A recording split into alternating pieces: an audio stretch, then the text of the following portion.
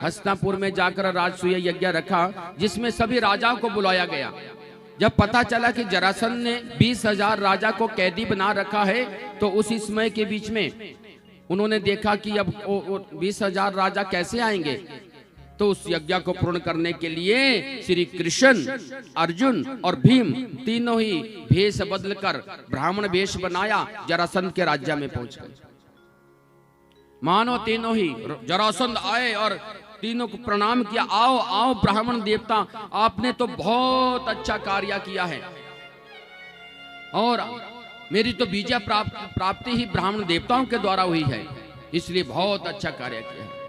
आओ, आसन लगाए, जलपान करवाया और बताओ भोजन। तो कृष्ण ने कहा कि हम तो आए हैं, पर आप अपना तो कार्य कर ले, किस लिए आए हैं महाराज? कुछ चाहिए? हाँ हमें चाहिए, परंतु पहले वचन दो, संकल्प दो। जरासंध से संकल्प ले लिया, वचन ले लिए। जब वचन हुए तो क्या मांगा? अब मांगिए, राज्य में बहुत कुछ है, परमात्मा की बड़ी कृपा है, मांगो क्या मांगना चाहते हैं। कन्हैया ने कहा कुछ देना ही चाहते जरासंध तो युद्ध दे दो, युद्ध चाहिए। जरासंध मुस्कुरा गए, नहीं नहीं, आप ब्राह्मण नहीं हो सकते, ब्राह्मण होते तो युद्ध नहीं मांगते, आप क्षत्रिय हैं, अपना परिचय दो। परिचय देने लगे, मैं कृष्ण हूं, अर्जुन है, भीम है। जरासंध ने कहा मैं तो समझ चुका था कि आप तो बड़ा षड्यंत्र रच के है, पर वचन के अधीन है, कोई बात नहीं। देखो किसके साथ युद्ध करना चाहते हैं। तीनों बैठे हैं। कहा कि अब अर्जुन तो दुबला पतला है और कृष्ण तो पहले ही रण छोड़कर भाग गया था, इन दो के साथ तो क्या युद्ध करना है, तीसरे को लाओ, भीम को। आज ये मेरी टक्कर का है, हम दोनों युद्ध करेंगे। और घमासान युद्ध कई दिनों तक चला। भीम जी रोने लगे और भगवान के पास प्रभु लगता है कि मैं हार जाऊंगा, हड्डियों में, शरीर में वेदना हो गई। भगवान ने कहा कि एक बार भी मेरी और आपने देखा? अपने अभिमान में, अपने बल पे इतना अभिमान, एक बार भी देख लेते तो आपकी विजय हो जाती। कल के दिन में एक दृष्टि जरूर देता, युद्ध करते समय एक बार मुझे देख लेना। कैसे जीत जाऊंगा आपको देखने से? तो उसी समय बता देंगे ना। दूसरा दिन हुआ, युद्ध प्रारंभ हुआ और जब हारने लगे भीम और गदा चलने लगी जरासंध की, एक नजर दी।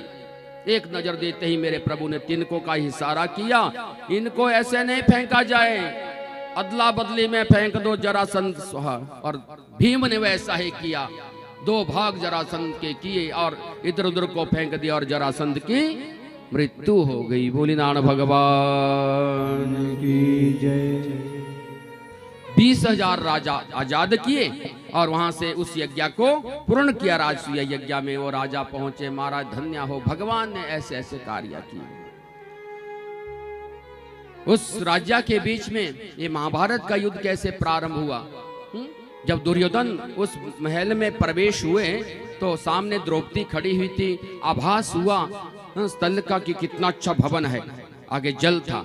तो जैसे पांव रखा तो जल में गिर गए तो द्रौपदी के मुख से गलती से निकल गया कि अंधों के तो अंधे ही होते हैं। दुर्योधन आया, क्रोध में भड़का और कहने लगा कोई बात नहीं, इसका जवाब समय आने पर दूंगा।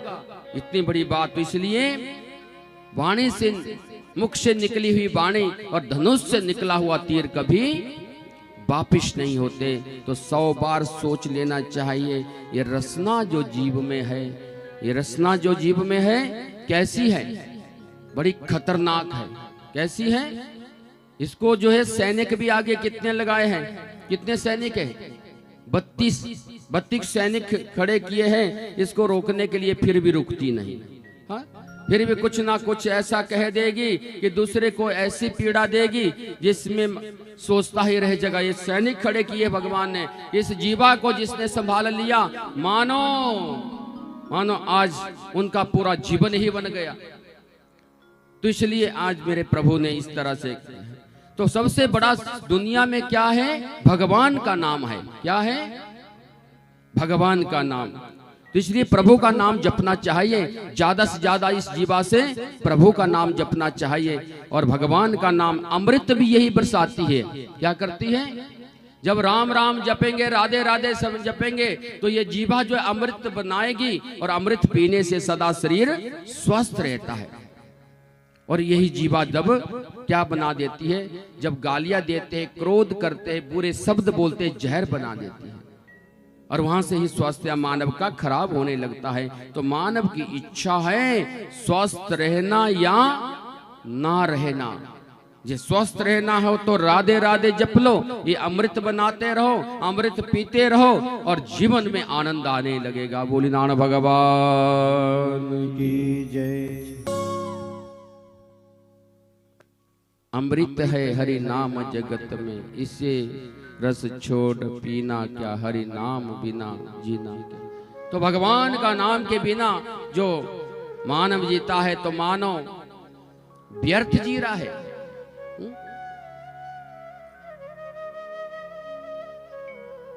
आचार्य सुखदेव स्वामी कहते हैं, मेरे प्रभु दीन बंधु ऐसे है, दीनों की रक्षा करने वाले, दीनों की सहायता करने वाले, ऐसे दयालु है मेरे प्रभु। उस यज्ञ को भी पूर्ण किया आनंद के साथ। और कृष्ण जब ब्रह्मचारी है, कोई साधारण नहीं है, भगवान ब्रह्मचारी, लीला है भगवान की, कृष्ण लीला।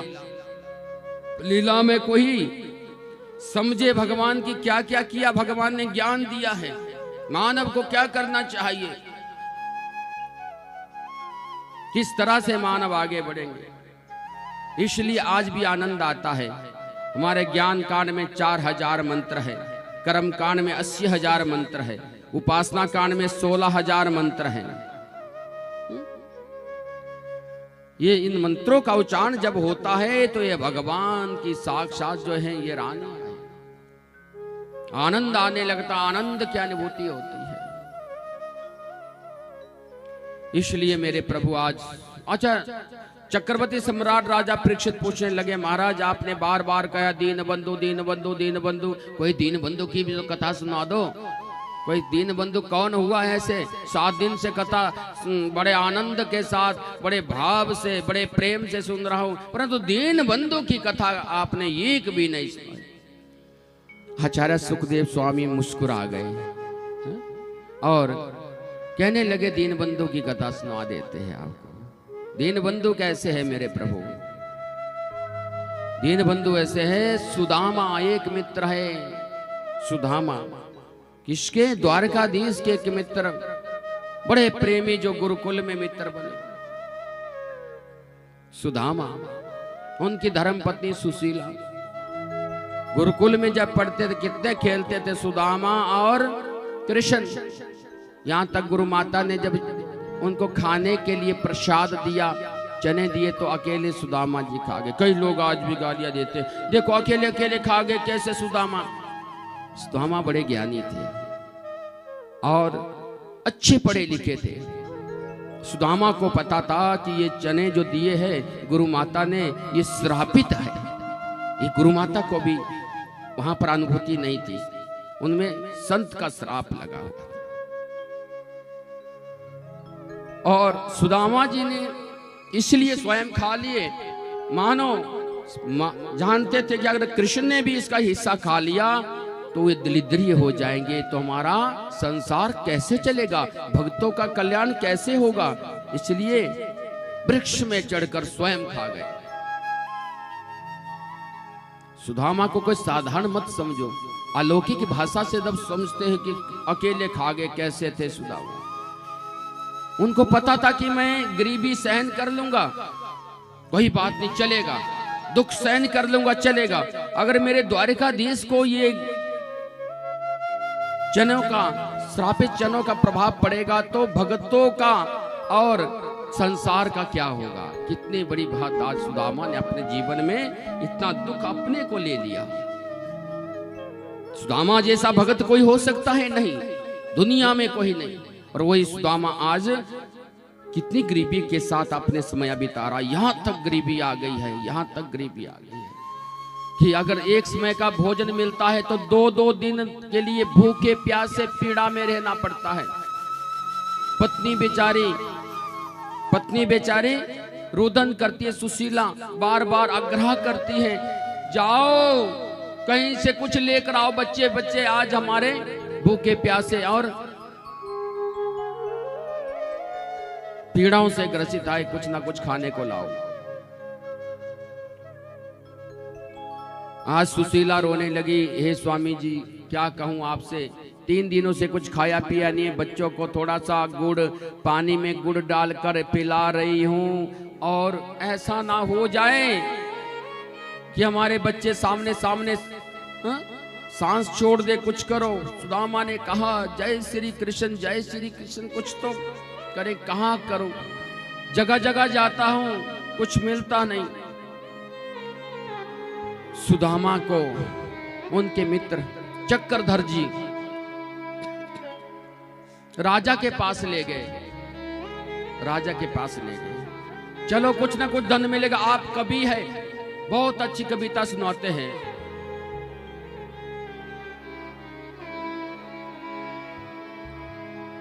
बहुत अच्छी कविता सुनाते हैं और बहुत अच्छी कविता सुनाकर जो है कुछ ना कुछ धन अवश्य मिलेगा, और जब आपको धन मिलेगा ना तो आपका परिवार का कुछ दिन तो निकलेंगे। सुदामा गए और राजा के पास प्रवेश किया। चक्रधर जी उनके मित्र सामने खड़े हो गए राजा के पास और कहा, देखो हमारे मित्र सुदामा आए हैं महाराज, बहुत अच्छी कविता सुनाते हैं, बहुत अच्छी कविता। राजा सुरापान मद्रापान का सेवन कर रहा है, नृत्य हो रहा है, नाच रहे हैं।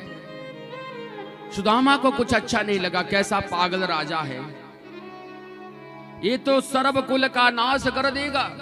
ऐसा राजा जो अपनी मस्ती में, अपने मनोरंजन में, अपने लिए सुख भोग रहा है और प्रजा सारी दुखी रहे, कैसा राजा। कविता सुनवाने लगे।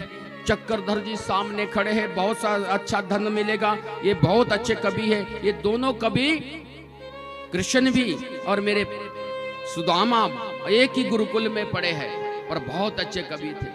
सच्ची कविता सुनाने लगे। सुन रे राजा अब क्या उद्या होगा, ये झूठा मान आप क्यों कर रहे हो, झूठा मान कर रहे हो, ये 2 दिन के ठाठ बाट हैं और 2 दिनों की ये शान है। हे राजा, भगवान, ये मूर्ख राजा भगवान का नाम जपले, भगवान का, हरि का नाम जपले, और लगता है हे राजन आप सदा जैसे आप कर रहे हो तो आप सदा नरक में जाएंगे, कुल का सर्वनाश कर देंगे। ये खारे पानी से कुछ मिलने वाला नहीं, इस नाच से कुछ मिलने वाला नहीं, पीना है तो अमृत नाम का पी लो राजन, अमृत नाम का पी लो, राजा बने हैं। इस खारे पानी से क्या होगा। राजा और ज्यादा क्रोधित हुआ, ये कैसा पगला लाया है कहीं से पकड़कर जो मेरे बारे में इतना कुछ कह रहा है। सुदामा ने कहा, ये राजा भगवान का भजन कर लो, हरि भज लो, भगवान का, नारायण का नाम ले लो। हे मूर्ख राजा, कोई तेरे पाप का भाग नहीं लेगा, जो आपका पाप होगा पछताएगा, जब मौत आएगी तो बहुत पछताएगा, और कोई आपके साथ भी नहीं जाएगा। राजा को ये बातें एक भी अच्छी नहीं लगी, और राजा ने कहा तो धन देना था तो धन तो नहीं दिया, पर आपने सैनिकों के कहा कि मार पीट करके इसको महलों से फेंक दो। चक्रधर जी रोने लगे, चरणों में गिर गए राजा के। महाराज, सुदामा ने ना जाने ये क्या कुछ कह दिया, ना जाने क्या कुछ कह दिया, बस इसको पता नहीं चला। ये एक बार इनके बच्चे हैं, पत्नी है, तो क्षमा कर दो महाराज, क्षमा कर दो, क्षमा कर दो। चक्रधर जी के कहने पर राजा ने क्षमा कर दिया, और क्षमा करने के साथ मारपीट बहुत हुई सुदामा की, धक्के देकर बाहर निकाले, जख्म हो गए, और जब घर में आए तो रोने लगे। सुशीला इतनी रोई कि कहां से तो चक्रधर जी ने कहा सुदामा जरूरी था कि सच ही बोलना था, कुछ झूठा झूठा इनका मान कर लेते। सुदामा ने कहा झूठ बोलना तो कभी सीखा नहीं, प्राण निकल जाएंगे कोई बात नहीं, लाठियां बरस गई कोई बात नहीं, परंतु मैं झूठ नहीं बोलूंगा। ये राजा सदा सदा नरक में जाएगा, खारे पानी का सेवन कर रहा है और ऐसे नाच करवा रहा है महलों में, और ऐसा राजा का कहां कल्याण होगा। झूठा गुमान कर रहा है, 2 दिन की ये जिंदगी है, कैसे नाच, कुल का नाच कर देगा। परंतु आज बहुत वेदना पीड़ा है, परंतु मुख से सुदामा गए कृष्ण कृष्ण। वापिस आकर जो है जैसे चारपाई पर पड़े तो सुदामा पीड़ाओं से ग्रसित थे। सुशीला ने गरम गरम तेल लिया और उन जख्मों में लगाया। भगवान आज द्वारकाधीश रोने लगे, इतने बेबस हो गए। रुक्मणी ने भी देखा ऐसा चेहरा कि क्या हो गया।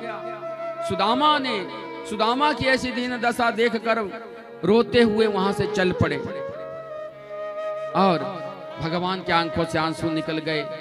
माखन लाए, रात रात को ही आकर सुदामा के आज माखन का लेपन कर दिया उन जख्मों में, और प्रातः काल के लिए उन जख्मों में थोड़ा सा अच्छे हो गए, पीड़ाओं से थोड़े आराम मिला, क्योंकि भगवान को भी लगा कि अब अगर मैं अभी इनका दुखों को दूर कर दूंगा तो आगे के लिए बड़ी मुश्किल हो जाएगी, बहुत मुश्किल हो जाएगी। सुदामा प्रातःकाल संतों की मंडली आती है, और संतों की मंडली जब आई, संतों ने देखा कि सामने सभी आ गए हैं, और संतों की मंडली ने कहा सुशीला से कुछ जलपान हो जाएगा, देवी कुछ भोजन की व्यवस्था। सुशीला ने इनकार नहीं किया, जब घर में कुछ भी नहीं है। सुशीला के वचन, सुशीला ने कहा प्रभु हे संत महात्माओं, अभी सूतक चला है और संत समझ गए। कैसा सूतक? काफी लंबा सूतक चला है महाराज। सुशीला ने सीधा सा नहीं कहा कि घर में कुछ खाए, खाने पीने के लिए कुछ नहीं, सूतक चला है। पता है सूतक में तो कुछ खाते पीते नहीं। संत समझ गए। सुशीला की वो दशा, गरीबी की दशा कि वाणी से देखो कितना प्रेम से कह रही है संतों को कि सूतक चला है। इनकार नहीं किया ताकि संतों के मन को ठेस ना पहुंचे। सुशीला ने जैसे कहा तो संतों ने कहा उनके मित्र एक द्वारकाधीश है, आपके पति के मित्र कृष्ण है, उनको कहो एक बार तो मिलने जाए। सुशीला ने कहा कृष्ण द्वारकाधीश उनके मित्र है। शाम को जैसे सुदामा आए तो कहने लगी सुशीला आज तक शादी के इतना समय हो गया, बच्चे भी हो गए, एक बार भी आपने नहीं कहा कि मेरे मित्र द्वारकाधीश आए। हाँ कन्हुआ है ना, बचपन का मित्र है, गुरुकुल में पढ़े हैं, बड़ा आनंद लेते थे, बहुत अच्छा है। तो एक बार मित्र के घर में तो जाओ, कुछ ना कुछ तो जरूर देंगे आपके लिए। नहीं सुशीला, मांगने के लिए नहीं, मित्र से ये आशा मत रखो कि मैं कुछ जाऊं और मुझे मित्र कुछ देगा। नहीं, मैं मित्र से कभी नहीं मांग सकता, फिर वो मित्रता किस चीज की, इसलिए मैं नहीं जाऊंगा। सुशीला ने कहा कि ऐसे मिलने तो जा सकते हो, कम से कम मिलने तो जा सकते हो। देखो सुशीला, मित्र के घर में, गुरु के घर में, कन्या के घर में और देवालय में कभी खाली हाथ नहीं जाया जाता। कभी हम गुरु के घर में जाएं और कभी कन्या के अपनी बेटी के घर में जाएं और किसी मंदिर गुरुद्वारे में जाए और मित्र के घर में जाए तो कभी खाली हाथ नहीं जाना चाहिए। और हमारे घर में क्या है जो मैं कुछ लेकर जाऊं? सुशीला ने कहा कि आप जो है उसी समय जाओ और जाकर जो है मैं प्रबंध करता हूं और प्रबंध करती हूं, कुछ ना कुछ प्रसाद का प्रबंध करती हूं। 4 जगहों से टूटे फूटे चावल लाकर एक वस्त्र में लपेट दिए और सुदामा के हाथ में दे, जाओ इस प्रसाद को जो है अपने मित्र द्वारकाधीश को देना। कई वस्त्रों में लपेटकर संकेत कर दिया कि हमारे घर में क्या कुछ चला है। सुदामा जी सुशीला के कहने पर चल तो पड़े कि आपका कोई संदेश देना है, आपका कोई संदेश देना है। हाँ, मेरा संदेश देना है। मेरा संदेश ये देना है अपने द्वारकाधीश को कि एकादशी का व्रत चला है। किसका? एकादशी का व्रत चला है और हमारे घर में सदा एकादशी बन चुकी है प्रभु। ये उनसे पूछना कि द्वादशी कब आएगी। कहने का तात्पर्य कि द्वादशी को भोजन किया जाता है। हमारे घर में सदा एकादशी बन गई है। ऐसा कुछ नहीं कहा कुछ मांगना है, संकेत किया, शब्दों से संकेत कर दिया कि हमारे घर में सदा एकादशी का व्रत चला है महाराज, ये द्वादशी कब आएंगी। सुदामा ने कहा कोई बात नहीं, आपका संदेश मैं जरूर दूंगा। और वहां से चल पड़े। जब चल पड़े तो सामने मंदिर है और विदाई हुई। मंदिर में मत्था टेका, नंगे पांव से फटी हुई धोती निकल पड़े।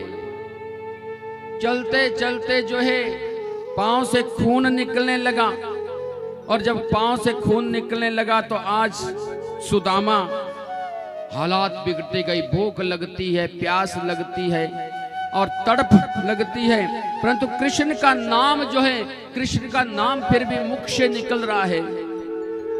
कृष्ण का, भगवान का नाम जप रहे हैं आगे की ओर। एक धक्का इधर को लग रहा है, दूसरा धक्का दूसरी ओर को लग रहा है, परंतु कृष्ण के याद में आगे की ओर बढ़ रहा है। हे कृष्ण, कितनी दूर रहेगी द्वारका, कितनी दूर है द्वारका। अब द्वारका कहां से जाएं कि अभी काफी दूर है। भगवान ने देखा कि इनकी तो अब दीन दशा बिगड़ चुकी है। आज इनकी दीन दशा जो है बिगड़ चुकी है, कितने दुखी है और बड़ी मुश्किल से आगे चल रहे हैं। जैसे धक्का लगा तो थोड़े से नीचे गिर गए सुदामा। भगवान के नेत्रों से जल झरने लगा। सुदामा को इतनी भूख लगी है, भूख लगती है, प्यास लगती है, जिंदगी अब उदास लगती है। कैसे जाऊं मैं द्वारिका, तेरी आस भी अब निराश लगती है। मानो आज उस नदी तक पहुंचना भी बड़ा मुश्किल हो गया। भगवान केवट बनकर आगे नौका रख दी। आओ आओ सुदामा बैठो। पता नहीं कि कौन आज बैठ गए और बैठो। कहाँ, कितनी दूर है द्वारिका। थोड़ा सा सर नीचे कर दिया, कहीं पैसा ना मांग ले नौका वाला, पैसा तो है नहीं। देखो मेरे पास कुछ लेने देने के लिए नहीं है, इतनी गरीबी है। पीछे बैठे हैं चुपके से और बैठिए, कोई बात नहीं, आपसे कोई पैसा नहीं लिया जाएगा। और सामने ले गए और द्वारका के पास उतार दिया। जाओ। सुदामा बड़े चुपके से बाहर निकले और फटी हुई धोती और देखने योग्य चेहरा, दुनिया देख रही है। कैसा है? पूछा किसी से कि हमारे मित्र सुदामा का घर महल देखा है? हाँ महाराज, द्वारकाधीश है सामने। आपका मित्र है? सब हंस पड़ रहे हैं। कोई कहते पागल है, कोई कहते कैसा, ये इसका दिमाग हिल चुका है जो अपना मित्र कह रहा है राजा आज द्वारकाधीश को। सबकी खरी खोटी सुनने के बाद द्वारपालों के पास वहां पहुंच गए। कहने लगे कि बस अब हमें कृष्ण से मिलना है। द्वारपालों ने कहा कि ऐसे मिलने के नहीं देंगे। कहां से आए हो? मेरा संदेश दे दो, मेरा नाम सुदामा है।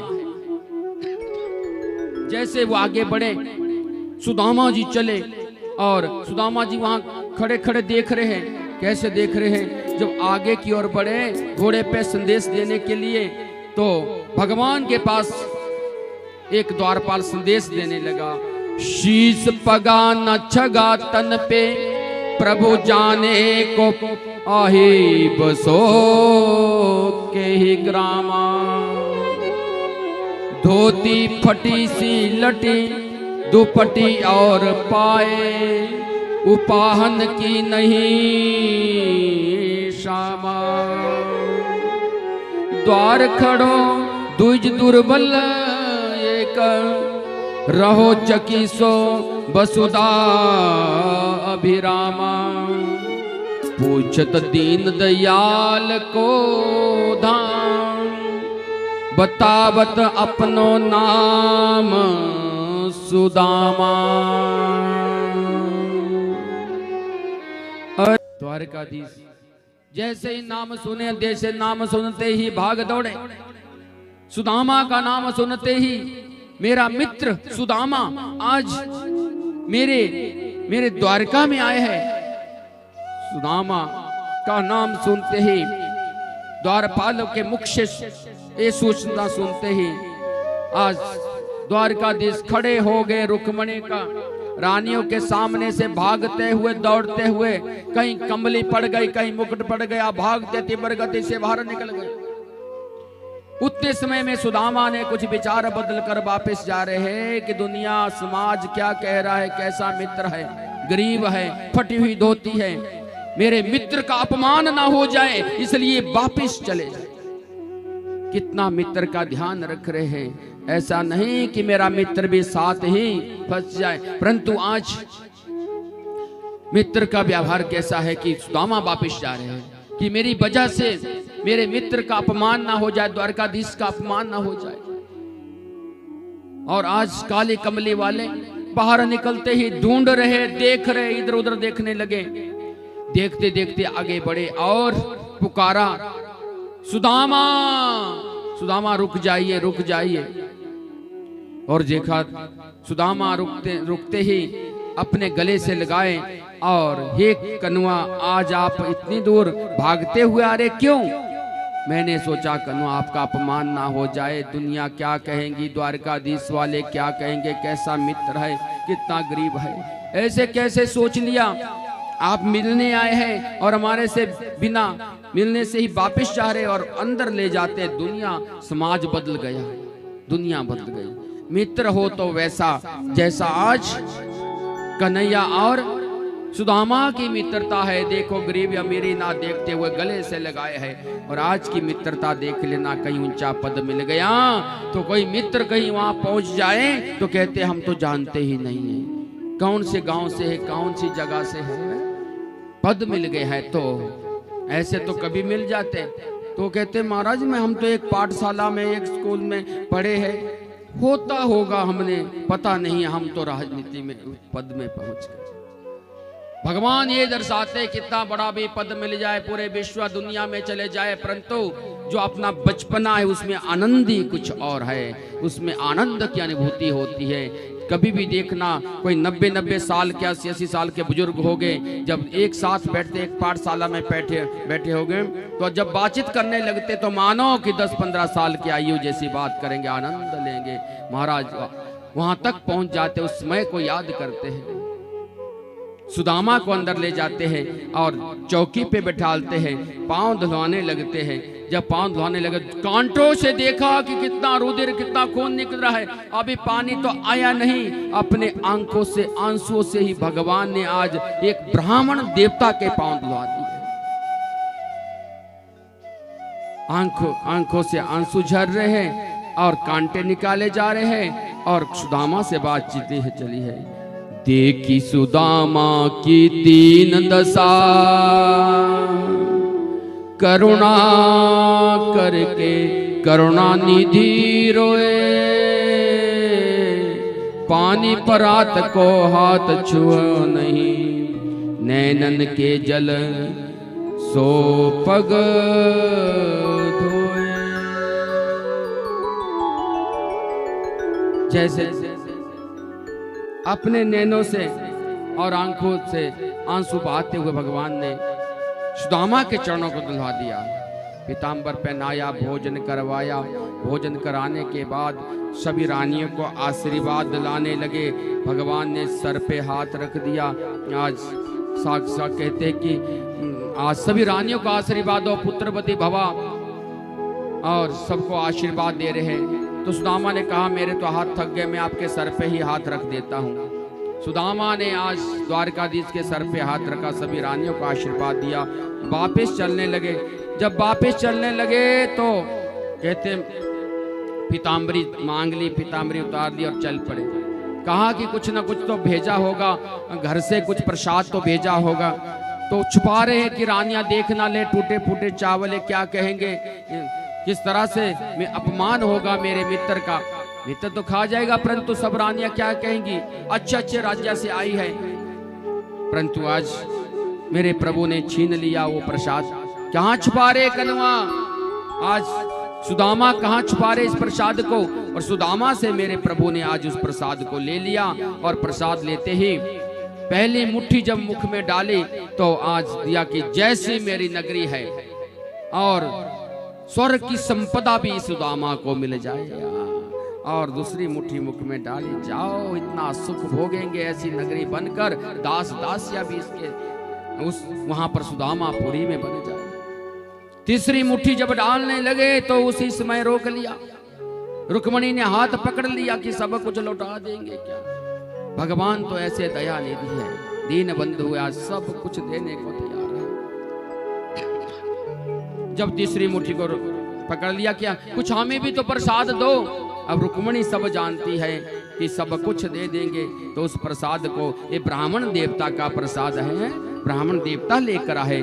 सुदामा देख रहे हैं, विप्र प्रसादा धरणी धरो हम, विप्र प्रसादात कमला बरो हम, विप्र प्रसादात अजित जितो हम, विप्र प्रसादात मम राम नाम। ये प्रसाद है, ब्राह्मण देवता के हाथों से प्रसाद ग्रहण किया।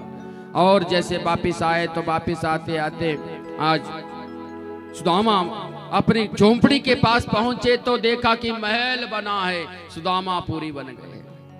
आचार्य सुखदेव स्वामी कहते, परीक्षित ऐसे दीन बंधु है मेरे प्रभु, और ऐसे दीन बंधु है, कितने दीन बंधु है कि आज सुदामा को भी ऐसी नगरी बना के दे दी। सुदामा को कुछ अच्छा नहीं लगा। जब अच्छा नहीं लगा सुदामा को,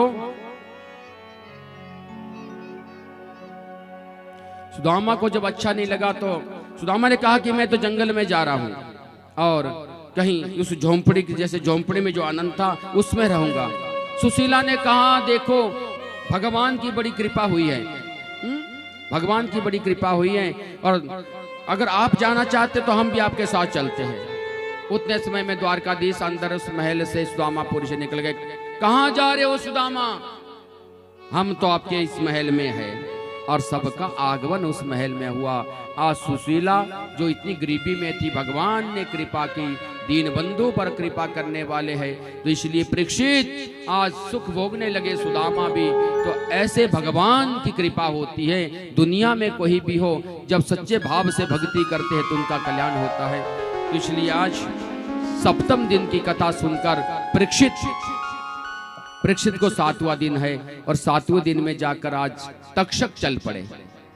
तक्षक बड़े भाव से चल पड़े, और तक्षक जब चले तो डंग मारने के लिए, जब डंग मारने के लिए चले तो तक्षक जैसे अपने पूरे तीव्र गति से चल रहे हैं। आगे चलकर ब्राह्मण देवता आगे, कश्यप ब्राह्मण देवता पहुंच गए, रोक लिया। ब्राह्मण देवता ने कहा, रुक जाओ, आप डंग मारेंगे तो मैं परीक्षित को जीवित कर दूंगा। इन मंत्रों में आज भी शक्ति है पूरी दुनिया में, ध्यान रखना, इन मंत्रों में इतनी शक्ति है। ब्राह्मण देवता ने कहा, ये तक्षक आप जा रहे हैं उनको डंग लगाने, परंतु मैं उसी समय जीवित कर दूंगा। तो तक्षक ने पूछा कि आपको क्या चाहिए, क्या देगा राजा? राजा मुझे हीरे मोती सोना चांदी बहुत सारा धन देगा। तक्षक ने कहा, ये वृक्ष सामने है, जरा मैं इसको डंग लगाता हूं, इसकी राख बन जाएगी, आप इसको हरा भरा करके दिखा दो। तक्षक ने डंग मारा, उस हरा भरा वृक्ष राख बन गई। और ब्राह्मण देवता ने, कश्यप नाम ब्राह्मण ने जल लिया, अभिमंत्रित किया और थोड़ा जल गिराया, वैसा ही हरा भरा वृक्ष हो गया। तक्षक समझ गए कोई ये साधारण ब्राह्मण नहीं है, ये कुछ भी कर सकते हैं। कहा कि आपको हीरे मोती सोना चांदी चाहिए, मैं इससे 1000 गुना आपको देता हूं, धन देता हूं, आप वापिस हो जाइए। बहुत सारा धन तक्षक ने दिया और उस ब्राह्मण देवता को वापिस किया। जैसे ही वहां पर परीक्षित के पास पहुंचे, परीक्षित के पास पहुंचते ही तक्षक ने देखा बड़ा पहरा लगाया है, चारों ओर से पहरेदार खड़े हैं, कोई प्रवेश ना करे, जाए कैसे तक्षक। परीक्षित देखना चाहते हैं कि तक्षक आता कैसे है, संत की वाणी, संत का श्राप पूर्ण कैसे होता है। आज पहरेदार बाहर है। तक्षक ने इच्छाधारी है, एक छोटा सा रूप, सूक्ष्म रूप, मक्खी का रूप धारण किया, फूलों की टोकरी आज राजा परीक्षित के पास के लिए जा रही है, उस फूलों की टोकरी में बैठ गए। तक्षक उसमें बैठकर प्रवेश कर गए और परीक्षित के पास पहुंच गए। परीक्षित ध्यान मग्न है और वहां से प्रवेश तो कर लिया, देखा सारी जनता दुनिया वहां पर है। अगस्त्य मुनि जी वहां पर, बड़े बड़े ऋषि मुनि संत महात्मा वहां पर है, जो भगवान की पावन कथा सुन रहे थे। तो वहां पर सुखदेव स्वामी जी कहते हैं कि हम तो चले वहां से विदाई लेकर, और एक अंतिम प्रश्न किया आचार्य सुखदेव स्वामी ने परीक्षित से कि हे परीक्षित, अब विराम लेती है कथा, तो वहां से चल पड़े। और ये प्रश्न किया कि आज आपने 7 दिन तक कथा सुनी है, क्या परीक्षित आप मरना चाहते हो? परीक्षित ने उत्तर दिया, हे प्रभु, हे आचार्य सुखदेव स्वामी जी, मैंने जन्म ही कब लिया था। गदगद हो गए आचार्य सुखदेव स्वामी जी कि इन्होंने कथा का सुना नहीं, इन्होंने कथा को पी लिया है। आत्मा का कभी जन्म मरण नहीं होता है, अजर और अमर है, ये मुक्त हो गए हैं। परीक्षित आप मुक्त हो गए हैं, आपने कथा को पी लिया है। और उनका स्वागत किया, धन दिया, और सुखदेव स्वामी जी वापिस हो गए और चक्रवर्ती सम्राट राजा परीक्षित ध्यान योग में बैठ गए। उतने समय में पूरे पहरेदारों से एंट्री कर चुके हैं, प्रवेश कर लिया है और तक्षक जैसे आने को तैयार है। तक्षक ने देखा कि पहरेदारी तो थी, अंदर तो प्रवेश कर गए, देखा कि सारी जनता वहां पर है, और प्रवेश करते ही जैसे टोकरी सामने रख दी, फूलों की टोकरी रखी, पुष्प वहां पर है, पुष्प वहां पर है, और फूलों से जैसे निकले कान के पास गए और डंग लगा दिया तक्षक ने, और परीक्षित के प्राणांत हो गए।